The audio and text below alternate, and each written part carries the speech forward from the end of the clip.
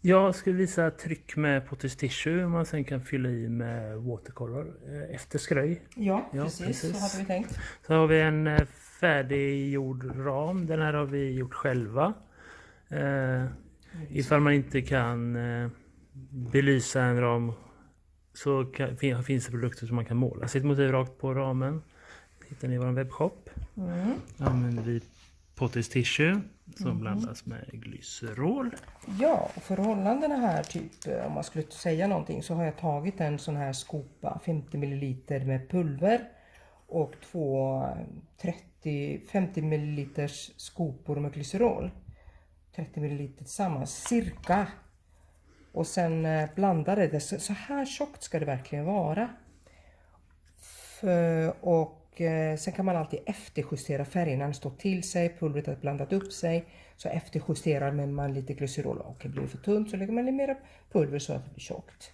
Skiljer lite också mellan olika färger. Ja, nämligen kan göra det. Så att det här är bara sån här cirka about. Och sen lägger du den här tjocka grejen i ramen på det här viset. Så. Så lyfter på ramen lite grann. Nu är det här en 40-duk.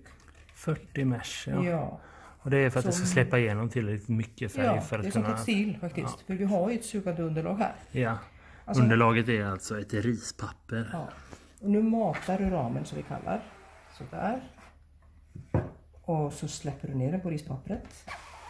Och så drar du en gång till. Så, nu ska motivet vara där. Om vi har tur. Voila. Voilà, det hade vi. Där. Lite grann. Så Och där kanske jag... klipper du ut det du behöver.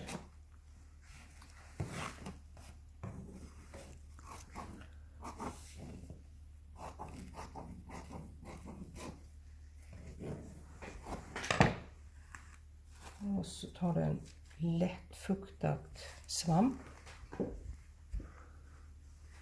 Där.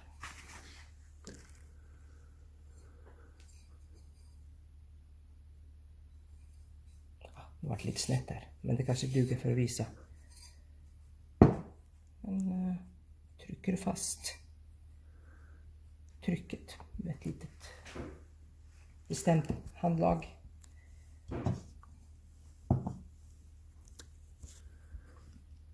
Man ser ju på en gång om det har fastnat eller inte. Ja, visst. Ja, men visst har det gjort det.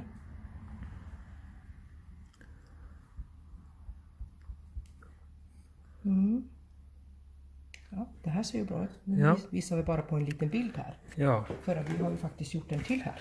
Här har vi, Den är faktiskt skröjad. Och det är ju bra att göra det. För att då fastnar trycket. Så du slipper vara orolig för att det ska smitta av sig under tiden som vi ska dekorera här nu då. Nu har jag watercolor. Det här är watercolor Bautalådan. Förhoppningsvis inom ett par veckor kommer den finnas i butiken. Ja. Och så fyller du i. Helt enkelt. Med de favoritfärger som du har. Och i din låda eller hur som helst. Tunt och blött. Ja, tunt och blött ska det vara. Och det här är ju terapi. Det här är väldigt roligt faktiskt. Och nu kanske ni ser att man täcker till dem med det svarta strecken ganska ordentligt. Men det visade sig att det... Oj, vad slarvigt. Att det gjorde ingenting. Ja. De kommer fram sen. Här har vi Där har vi den. färdigbränd. Ja, Så fint. så bra var det va?